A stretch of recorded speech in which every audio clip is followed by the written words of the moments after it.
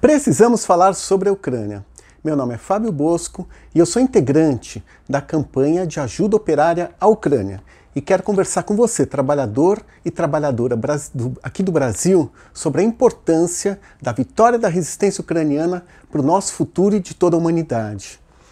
No final de semana, no dia 5 de agosto, se reuniu a Conferência de Paz, chamada pela Arábia Saudita, se reuniu na cidade de Jeddah e reuniu 40 países. Estava a Ucrânia, não estava a Rússia, e a imprensa internacional ela deu muita atenção para o fato da presença da China na reunião e que estaria lá na reunião com uma postura propositiva, buscando uma solução para viabilizar a paz na Ucrânia.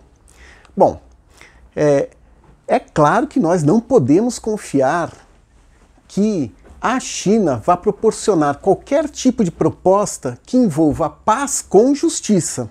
Porque paz sem justiça, ou seja, dar um pedaço do território ucraniano para o Putin, não é paz. Isso daí é roubo de território alheio.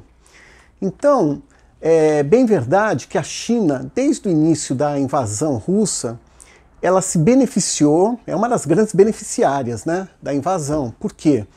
Porque, por um lado, o petróleo que a Rússia não exporta mais para a Europa, ela está redirecionando para a China, para a Índia, que estão comprando esse petróleo com um desconto enorme, o que ajuda a recuperação da economia chinesa, que estava passando por um momento difícil por conta de toda a situação da política de Covid-0. Então, isso é uma coisa que beneficiou bastante a China. A outra coisa, que também é importante geopoliticamente falando, é que, neste momento, a relação entre China e Rússia é uma aliança em que a China tem uma posição de força e a Rússia tem uma posição secundária. Isso é uma inversão da relação histórica que esses dois países tiveram desde a Revolução Chinesa de 1949, quando a Rússia que tinha essa posição de mando, né? Então isso está sendo bom para o regime chinês. Tem um problema que está afetando o regime chinês, que é o problema da exportação de grãos ucranianos. Como a Rússia rompeu o acordo que viabilizava a exportação dos grãos, isso acabou levando a um aumento do custo, um aumento do preço internacional dessas commodities. E isso acaba afetando a situação dentro da China, que depende dessas importações para ter pão e outros produtos a preços baixos dentro da China. Porque a última coisa que a ditadura chinesa quer é manifestação contra a carestia nas ruas das grandes cidades chinesas. Bom, então nós temos que tomar cuidado com essas conferências de paz, porque a única paz possível é uma paz com justiça. E paz com justiça significa a Ucrânia ter direito a todo o seu território, certo? A saída das tropas russas de todo o seu território. Essa é a única proposta de paz que traz justiça. Bom, não poderia deixar de observar que o Brasil mais uma vez pisou na bola, né? O representante brasileiro levantou que é necessário se pensar em formas de dar garantias de segurança para a Rússia. Fantástico, né? Ou seja, o Brasil está mais preocupado com o agressor do que com a vítima. Bom, essa conferência se dá em meio à contraofensiva ucraniana, né? Que já dura 2 meses. Essa contraofensiva começou operando em 3 pontos, né? Um na província de Zaporizhia, outra em Donetsk e a outra ao redor da cidade de Bakhmut. E até o momento, o exército ucraniano conseguiu recuperar 227 quilômetros quadrados de seu território tomado pelas tropas russas, o que dá uma média de 4 quilômetros quadrados por dia. O que é um resultado pequeno, mas isso tem a ver não com a falta de vontade do povo ucraniano de libertar todas as suas terras. Tem mais a ver com 2 fatores. O primeiro é o seguinte: as tropas russas tiveram 9 meses para construir uma região fortificada, né? Uma linha de defesa bem profunda, que tem campos minados, tem os dentes de dragão que dificulta a passagem de tanques, trincheiras, né? Algumas com até 30 quilômetros de profundidade. E tiveram esses 9 meses porque, todos sabemos, né, o Ocidente não provia o armamento necessário para que a contraofensiva ucraniana pudesse começar, então ela foi retardando, atrasando, né, vários meses. Então isso é um elemento de dificuldade. O outro elemento de dificuldade é que, nessas condições, qualquer exército moderno no mundo depende de hegemonia aérea para conseguir avançar com força, com qualidade e rapidamente conseguir ir vencendo batalha após batalha. Mas essa hegemonia aérea quem tem é a Rússia. Por quê? Porque o Ocidente não provê os aviões de combate que a Ucrânia precisa para vencer a guerra, certo? E não é porque não os tem. Outro dia fez um exercício aéreo ali na fronteira da Ucrânia com 250 F-16. Ou seja, até agora não houve a entrega nem a venda de sequer um desses aviões para a Ucrânia. E há promessas que no final do ano talvez entregue os primeiros, mas também não adianta entregar 3, 4, porque uma andorinha só não faz verão. Então, a outra dificuldade que enfrenta a contraofensiva ucraniana é justamente a falta de aviões de combate para criar uma hegemonia aérea e mísseis de longo alcance para poder atacar as linhas de suprimento da Rússia, certo? E esses mísseis de longo alcance, qual que é o problema? Os mísseis que o Ocidente provê, ele já vem com uma exigência de que a Ucrânia não atinja território russo. Ou seja, isso é uma facilidade para a Rússia, porque ela monta suas linhas de suprimento desde o território russo e a Ucrânia não pode atacar. Então, essas são duas dificuldades. Mas tem uma notícia que eu considero muito positiva, que é o fato de que a Ucrânia está fabricando em seu próprio território, por seus próprios meios, drones, tanto aéreos como marítimos, e também munição. Então é muito importante para criar uma autonomia ucraniana em meio ao esforço de guerra. E os drones ucranianos estão indo muito bem, né?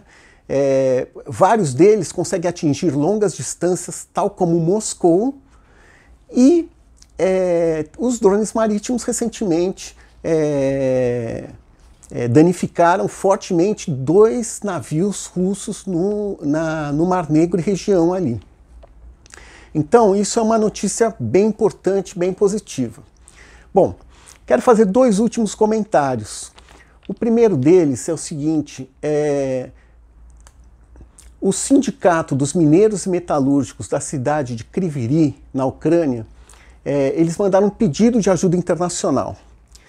Esse pedido de ajuda tem a ver com o seguinte: há 2 meses atrás, a barragem de Nova Kakhovka foi explodida pelos russos. Isso acabou afetando o abastecimento de água potável em bairros da cidade de Kryvyi. Então as pessoas hoje têm, nesses bairros afetados, uma água que não é para consumo humano. Então você precisa comprar água e isso acaba consumindo uma parte importante do salário da classe trabalhadora. Então o sindicato está tomando a iniciativa de construir um poço de grande profundidade para poder tirar água potável e distribuir para a população. Então tem um vídeo contando essa história que eu vou colocar no canal também para que todos possam conhecer. A gente botou legendas em português.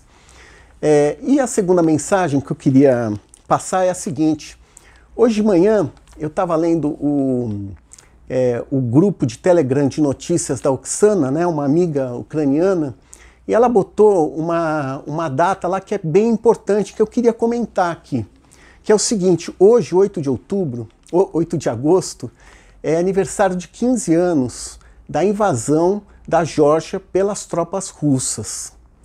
Essa invasão resultou, por um lado, que a Rússia trouxesse para sua área de influência 2 áreas importantes da Geórgia, a Ossétia do Sul e a Abkhazia, e também um processo de limpeza étnica com a expulsão de 20 mil georgianos da região da Ossétia do Sul, né? E esse episódio ele é importante, eu acho, para mostrar 2 coisas. Por um lado, é que a Rússia, sob Putin, ela não está economizando esforços para construir uma área de influência de forma a submeter, a subjugar as nacionalidades oprimidas dentro da Federação Russa e também nos países vizinhos.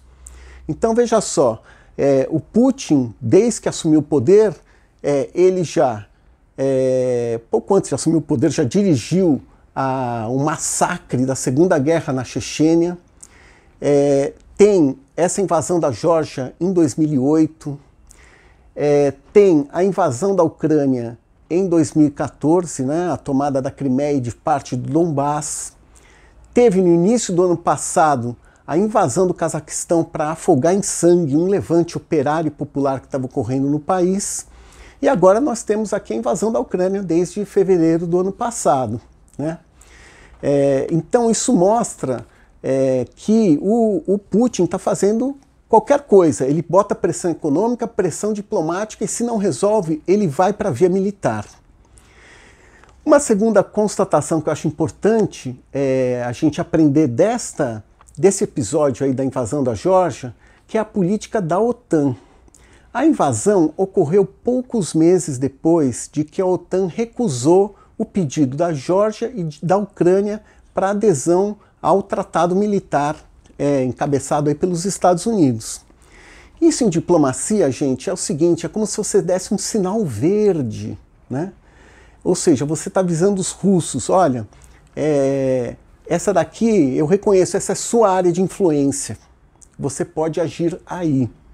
E é isso que o regime russo entendeu e efetuou em 2008 contra a Geórgia, em 2014, depois do levante de Maidan, que derrotou, né, expulsou um regime pró-russo da Ucrânia, a Rússia repetiu essa via militar com um sinal verde na prática da OTAN. Isso não aconteceu esse ano, por quê? Existe uma situação de uma crise econômica que é internacional e que está gerando uma crise na ordem mundial, uma disputa por mercados. E a Ucrânia acaba se tornando um mercado importante, né, por causa das suas riquezas, terras férteis, riquezas minerais, um capital humano extraordinário. Então, para os países ocidentais, eles têm interesse em, por um lado, não deixar que o Putin perca a guerra, ou seja, dar um pedaço da Ucrânia para o Putin, mas pegar a outra parte da Ucrânia e colocar sob a sua esfera de influência econômica, de tal forma que as grandes empresas capitalistas europeias e americanas possam ingressar no país e aproveitar, por exemplo, dessas vastas terras férteis que a Ucrânia possui. Agora, a nossa ideia, né, quando a gente apoia a resistência ucraniana, e temos certeza que esse também é um sentimento do povo ucraniano, é lutar para que a Ucrânia não seja nem colônia russa e nem colônia europeia e americana. É lutar por uma Ucrânia soberana, independente, sem oligarcas, na qual a classe trabalhadora esteja no poder e possa usufruir de todas as riquezas do país em irmandade com a classe trabalhadora de todo o mundo. Bom, tá dado o recado dessa semana. Até semana que vem. Slava Ukraini, Slava Robitnichemu Klasu, Visi Kraien, Glória à Ucrânia, glória à classe trabalhadora de todos os países.